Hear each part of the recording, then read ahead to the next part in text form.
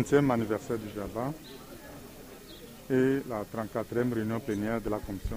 En ce qui concerne le 20e anniversaire, dont les célébrations symboliques ont commencé hier, c'était pour marquer l'événement, faire le bilan de ces 20 ans d'existence,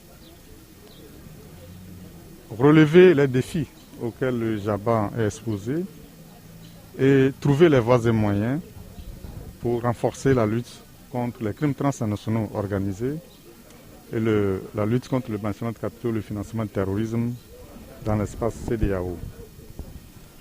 Comme vous le savez, le JABA a été créé le 10 décembre 1999 et ce processus de création a été complété le 7 décembre 2000 par l'adoption des statuts du JABA, avec pour mandat précisé de lutter contre le blanchiment de capitaux et le financement du terrorisme, de contribuer à la gouvernance, à la bonne gouvernance dans l'espace CEDEAO, contribuer à l'assainissement de nos économies. Depuis lors, le JABA a obtenu des résultats assez importants. En effet, sous le leadership du JABA, tous les États membres ont adopté des dispositifs juridiques et institutionnels. Les États membres disposent des lois relatives à la lutte contre le blanchiment de capitaux et le financement du terrorisme, ont mis en place des cellules de renseignement financier chargées de mener des enquêtes financières, ont mis en place également les comités interministériels et de stratégie de lutte contre le blanchiment de capitaux et le financement du terrorisme.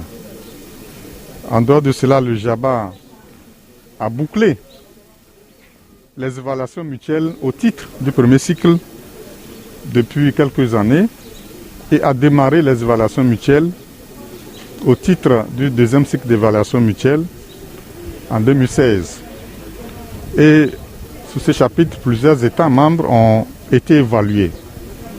Il s'agit du Ghana, du Sénégal, de Cabo Verde, du Burkina Faso, du Mali, du Bénin, de la Sierra Leone et du Nigeria.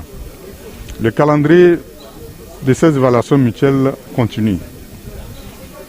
En dehors de cette mission d'évaluation mutuelle, le JABA conduit les études de recherche et de typologie pour comprendre les risques, les méthodes et les tendances et les techniques utilisées par les criminels pour commettre le blanchiment de capitaux et le financement du terrorisme. Et sur ce plan, le JABA a à ce jour plus d'une vingtaine de rapports de typologie pour aider les États membres à comprendre donc, les risques de blanchiment de capitaux et le financement du terrorisme auxquels ils sont exposés et surtout les mesures à prendre pour les endiguer.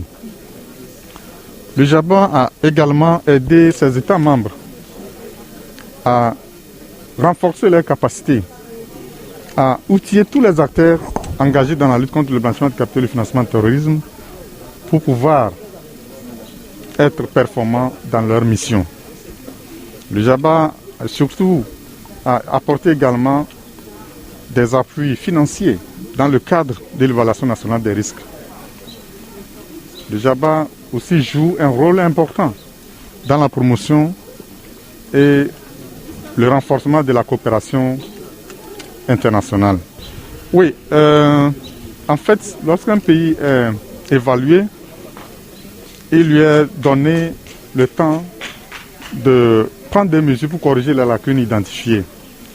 Et la sanction, lorsqu'il y a des retards, c'est la publication d'une déclaration contre ce pays pour que tout le réseau mondial, surtout les instances bancaires, les institutions bancaires, prennent des mesures, ce que nous appelons de-risking, contre les banques de ce pays. Donc ces sanctions se ressentent au niveau des transactions financières entre les banques du pays et les autres institutions bancaires à l'échelle mondiale. En fait, c'est une réponse très optimiste et cela nous donne espoir que non seulement le pays aussi va prendre des mesures pour améliorer et renforcer son dispositif juridique et institutionnel, mais aussi accompagner le JABA dans la mise en œuvre de son mandat.